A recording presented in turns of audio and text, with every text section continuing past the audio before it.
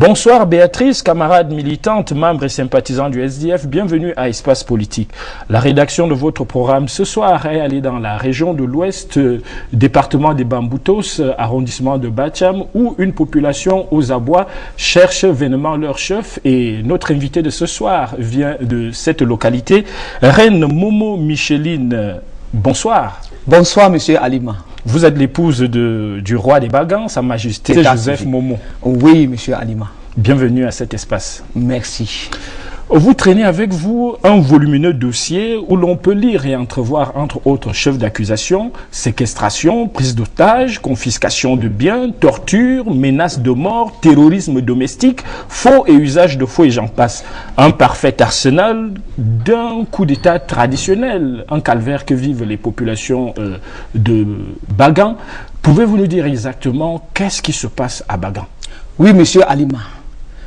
Bangan est en pleine décadence.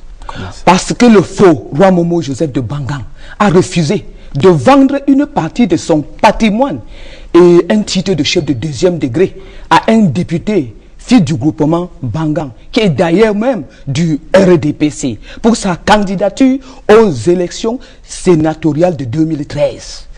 Et le refus de Sa Majesté de se soumettre aux caprices de ces députés ont poussé ces derniers à entreprendre tout un mécanisme de terreur, au point où, en 2012, j'ai été lynché par des hooligans recrutés à la solde de ces députés.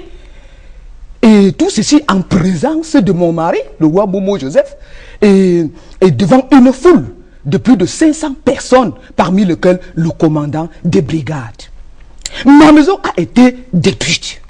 J'ai été lynché, dépossédé de mes biens. Donc je suis nu comme je suis venu au monde, comme ma maman a accouché.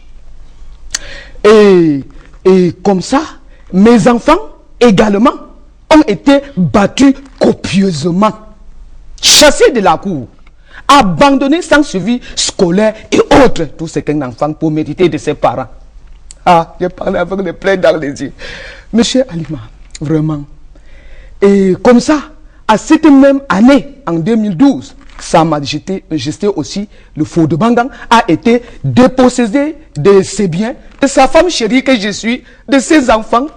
Il est séquestré dans l'une de ces des cases du palais royal de Bangan, où il y demeure jusqu'aujourd'hui. Il est comme fou. On lui dit qu'on lui fait le lavage de cerveau. On a chassé des enfants que si vous êtes encore dans ce palais, votre papa va se souvenir de votre maman parce qu'on ne voudrait plus qu'il se souvienne d'elle. Et voilà, j'étais même enseignante.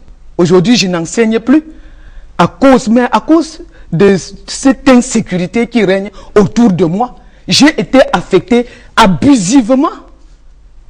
Et cette affectation a été aussi suivie de la suspension de mon salaire. Comment ça? Donc je traverse ces cavets depuis 2012. Jusqu'aujourd'hui, je ne vois pas mon mari. Je fuis de dire en lui, faute de quoi je vais être tué par des hooligans parce qu'ils sont à ma recherche. Quelle voie de recours jusqu'ici avez-vous expérimenté? J'ai fait des voies de recours. D'abord, premièrement, le roi Momo Joseph, voici tout, je ne peux pas citer vu le temps. Il a fait recours en 2009. Il a saisi premièrement ses collègues chefs traditionnels. Il a saisi le MINAT, le ministère de la Justice, la présidence de la République, par ce même document qui est là-dedans, que vous voyez, les médias. Moi aussi, depuis mon séjour de calvaire, j'ai fait des voies de recours. J'ai saisi premièrement le gouvernement, j'ai saisi le ministère de la Justice, le MINAT, le Premier ministre, le Sénat, la CONA, l'Assemblée nationale. Là-dedans, j'ai fait 2 recours. Voilà le président de l'Assemblée nationale, Kavaye Djibril, et son vice, l'honorable Banda. Et ensuite, j'ai saisi les affaires sociales, ministère de la promotion de la femme et de la famille. Le MINAT a réagi en traitant mon mari de fou et moi de monstre, de tradie praticienne. J'ai encore tous ces notes administratives ici. La CONAC a réagi en écrivant au président du tribunal de grande instance de Mbunda, qui à son tour a dit que l'État ne l'est pas encore institué sur les lois traditionnelles, il sait quoi dire. par réponse que les chefs traditionnels ont annoncé à mon mari, après quelques années, ils ont décidé de tuer ce roi et donc donner le pouvoir à ces députés. Je nomme même son nom, c'est le député Manfo David de Bangang. Permettez-moi, je dis un mot à mon mari. Et Sa Majesté le roi Momo Joseph est mon mari et je l'aime de tout mon cœur. Il m'a donné de très beaux enfants qui sont aujourd'hui abandonnés à eux-mêmes. Et sans suivi scolaire, sans rien, et je demande que justice soit rendue. Merci d'être venu. SDF-CRTV. À Google, nous répondons à sdf.crtv@gmail.com et nos téléphones, le 6 77 73 66 57, le 6 95 29 15 99 sont